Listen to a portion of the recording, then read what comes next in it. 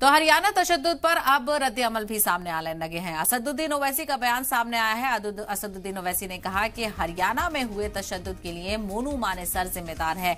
Police ने उसे गिरफ्तार नहीं किया। मोनू मानेसर खुला घूम रहा है। तो अब देखिए, लगातार रद्द-ए-अमल का दौर भी शुरू हो गया है। इस मामले को लेकर पुलिस की कारकर्दगी, सरकार की कारकर्दगी और दूसरी तरफ मोनू मानेसर का जो वीडियो मंजर-ए-आम पर आया है वो पहले ही यात्रा से जारी किया गया था, जिसमें उसने लोगों से बड़ी तादाद में शामिल होने की अपील की थी और ये भी कहा था कि मैं भी यात्रा में शामिल होऊंगा। ऐसे में पुलिस की तरफ से क्यों बरवक्त कार्रवाई नहीं की गई, क्यों यात्रा को लेकर चौकसी नहीं रखी गई। अब ऐसे में असदुद्दीन ओवैसी ने इसको लेकर मोनू मानेसर का कनेक्शन भी निकाल दिया है और मोनू मानेसर को जिम्मेदार बताया है। क्या कुछ कहा है असदुद्दीन ओवैसी ने, ये भी हम आपको बता रहे हैं।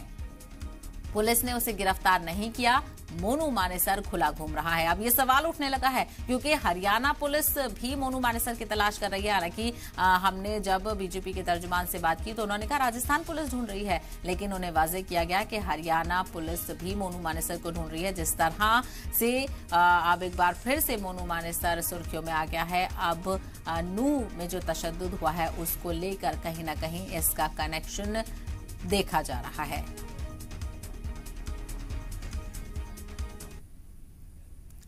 तो आपको बताते चलें, हरियाणा तशद्दुद को लेकर अब रद्द-ए-अमल भी सामने आ रहे हैं। हरियाणा तशद्दुद पर असदुद्दीन ओवैसी का बयान सामने आया है। उन्होंने कहा कि हरियाणा में हुए तशद्दुद के लिए मोनू मानेसर जिम्मेदार है, लेकिन हालात को काबू करने की कोशिश की जा रही है। छावनी में तब्दील कर दिया गया है, इंटरनेट बंद कर दिया गया है। अपील की जा रही है लोगों से कि वो अमन बरकरार रखें।